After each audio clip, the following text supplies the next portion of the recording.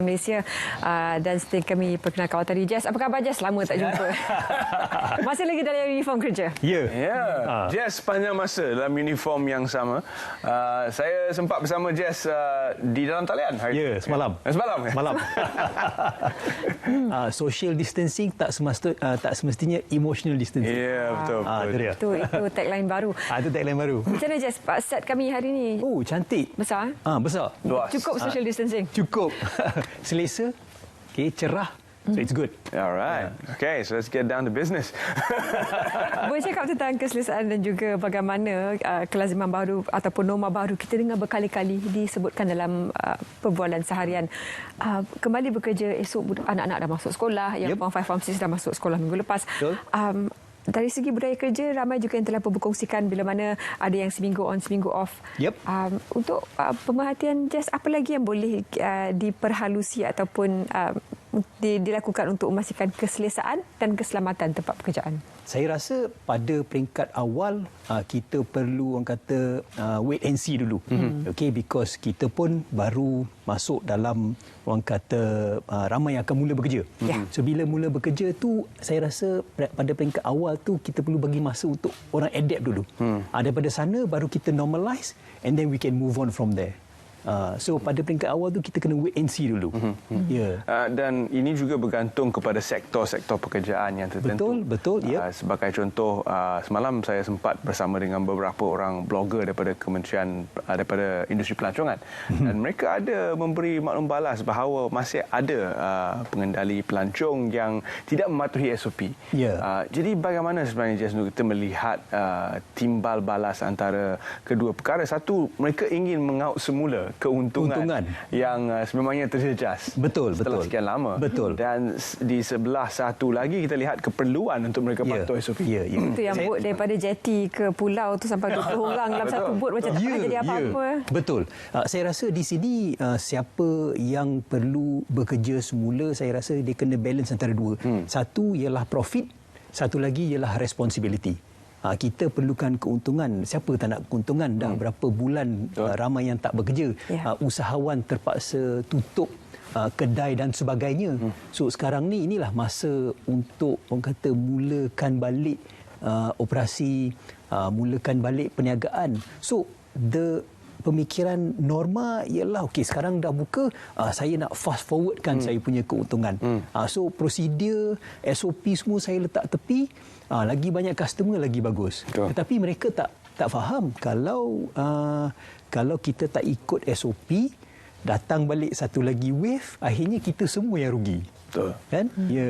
Jadi ini satu yang perlu kita ingatkan kepada semua sektor, bukan sahaja sektor pelancongan sebenarnya, sebab ada SOP yang berbeza. Jadi kepada mereka yang akan kembali bekerja, ada juga saranan untuk mereka menjadi eyes and ears untuk pihak-pihak yang berwajib. Jadi perlukah mereka sentiasa berwaspada kepada majikan mereka sendiri? Ya, betul. Saya rasa yang tu sangat tepat sekali kerana bila kita cerita pasal SOP ni, dia bukan sahaja daripada pihak atasan. Saya rasa kita di bawah ni, on the ground ni, kita juga patut turut serta untuk membantu orang atasan. Mereka boleh merancang, mereka boleh memantau, tetapi akhirnya kita yang pastikan benda ni akan terlaksana atau tidak. So we must be the eyes and ears lah.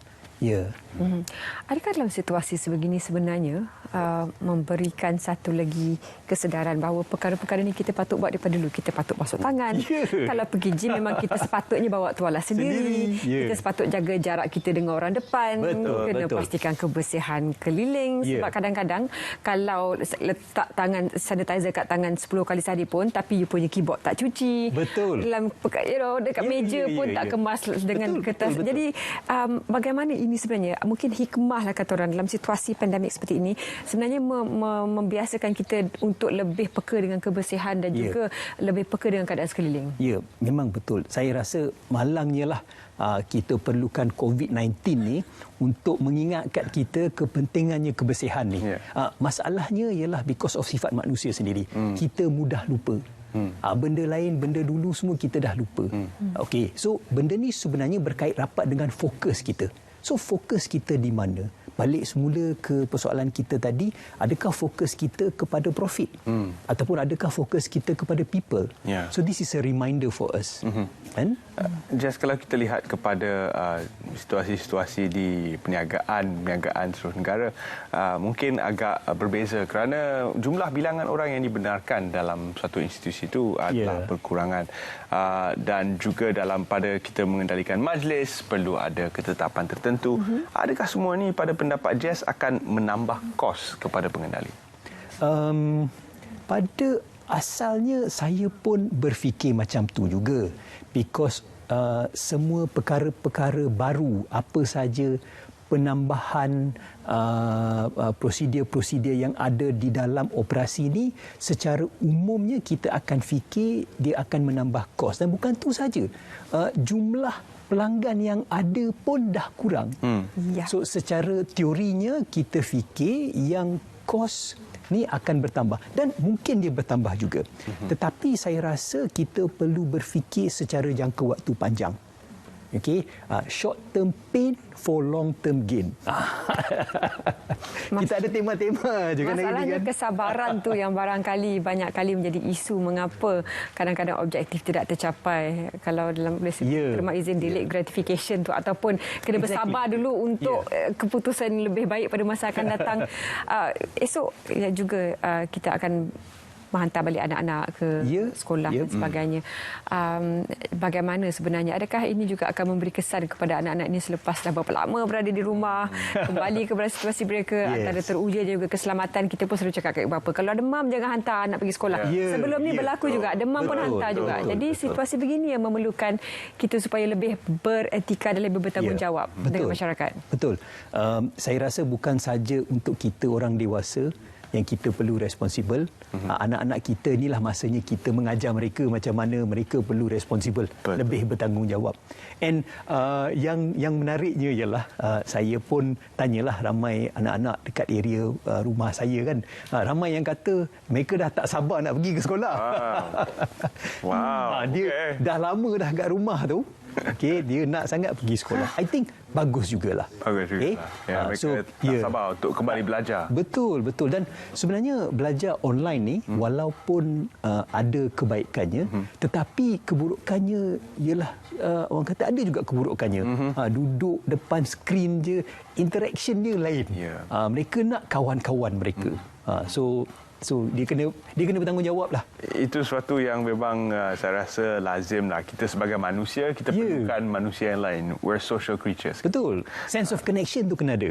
Wajib ada. Jadi mungkin ini sesuatu yang perlu juga kita lihat dari segi keakraban kita itu, kita juga perlukan sedikit pendekatan sosial. Walaupun sekarang kosakata yang digunakan adalah penjarakan sosial. Daripada apa yang kita belajar sekarang, Jess Puan, apakah dapat Jess perhatikan dalam bulan-bulan berikutnya? Adakah ia akan kekal begini? Ini adalah norma baru yang perlu kita terima untuk mungkin tahun 2020? Ataupun adakah kita akan kembali seperti norma lama dalam tempoh yang terdekat? Saya rasa kemungkinan besar kita akan masuk ke norma yang baru. Kenapa? Sekarang ni banyak kajian-kajian yang orang kata telah dibuat kepada pekerja-pekerja yang bekerja di rumah. Dan what was interesting is that there was one study yang published dekat Guardian semalam. Dia kata hanya 13% sahaja orang yang bekerja di rumah nak norma yang lama. So sebabnya ialah ni satu trend yang saya lihat lah kan. The redefinition of work-life balance. Dah tak ada balance work-life dah. Dia blend work and life. So that's why kita nak norma yang baru. Tapi saya tak suka benda tu. Dia macam terlalu dekat kan. Tempat saya bekerja dengan rumah saya macam dah jadi satu. Betul. Sebab tu ramai yang tak tahu mental stress bila kita bekerja di rumah lebih tinggi daripada kita bekerja di pejabat contohnya. Ramai tak tahu jumlah waktu kita bekerja di rumah telah naik 20 ke 25% lebih banyak daripada kita bekerja di pejabat. So work from home is not that all rosy. Dia ada dia punya stress dia. So that's why kita perlu, orang kata, macam mana kita nak blendkan. Okay. Kita ada time kita kerja, kita ada time kita luangkan dengan family. Okay. So yang tu semua kita perlu balancekan dia. Ya. Balik kepada soal etika, kita tahu terutama mereka yang memerlukan volume ataupun jumlah yang tinggi untuk memastikan penjanaan pendapatan itu lebih dapat barangkali mengubati beberapa bulan kerugian yang lama sebelum ni.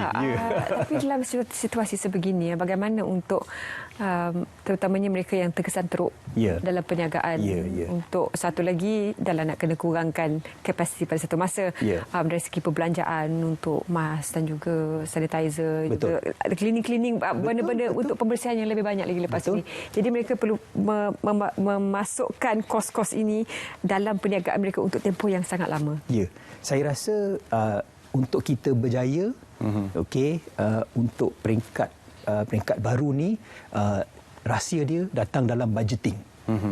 Macam mana kita nak budgetkan kita punya kos kita. Daripada sana kita tahu berapa banyak kita boleh untung and berapa lama kita perlu kita perlu usaha untuk cover balik kos lama kita dulu. So the secret is in the budgeting. So kalau kita dah tahu dah ada kos-kos penambahan yang baru, kita patutnya budget, jangan kita naikkan kos pada yang lain. Okay. And pada masa ni kita juga kena dapatkan buy-in daripada employee kita, staff-staff kita. Okay, bersama-samalah kita untuk pulihkan situasi semula. You cannot clap with one hand. You need two hands to clap. Okay, so this is the time for us to get the buy-in lah. Okay. Untuk mereka yang bekerja, kalau sebelum berlakunya COVID, pekerjaan dan juga perniagaan mereka melibatkan merentas sempadan dan juga perniagaan yang boleh disifatkan sebagai antarabangsa. Apakah nasihat Jess kepada mereka? Kerana sekarang ni sempadan belum dibuka dan mungkin perniagaan mereka tidak boleh kembali seperti sedia kala. Saya rasa yang ni kita perlu terima hakikat yang kita tak boleh travel ke luar negara. So oleh itu kita perlu cari jalan yang lain. Kita perlu cari apa yang ada di sekitar kita. Sebagai contoh, saya dapat tahu seorang pilot, dia dah tak boleh fly kapal terbang. Tetapi tak semestinya dia tak boleh ride motor. So apa dia buat ialah dia jadi delivery boy. Okay. A very highly educated delivery boy. Indeed. But he enjoyed it. Okay, because dia tahu dia kena terima hakikat. Because manusia kita biasanya dalam apa kita sebut sebagai denial. Benda ni tak effect saya okey. No, it affects you. So you got to change, and manusia tak suka perubahan. Kan? So sebab tu kita patut terima realiti dan berubah.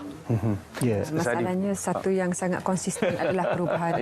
Perubahan, betul. Dan saya difahamkan juga ada pengendali-pengendali pelancong daripada Korea yang menawarkan virtual tour of Jeju Island. Wow.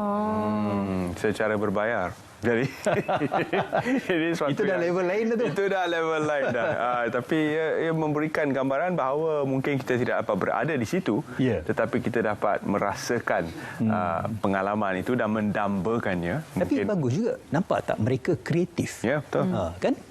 Mungkin selepas ini kita boleh tawarkan pakej pelancongan dalam negara lah kepada mereka di luar sana. Lawatilah Malaysia secara dalam talian. Begitu keadaannya. Tapi kita harapkan dengan disiplin dan juga mematuhi SOP, kita barangkali tidak perlu melakukan tour secara maya. Kita boleh cuba kembali untuk sedikit sebanyak rutin. Terima kasih, Jess. Terima kasih kerana bersama kami. Dan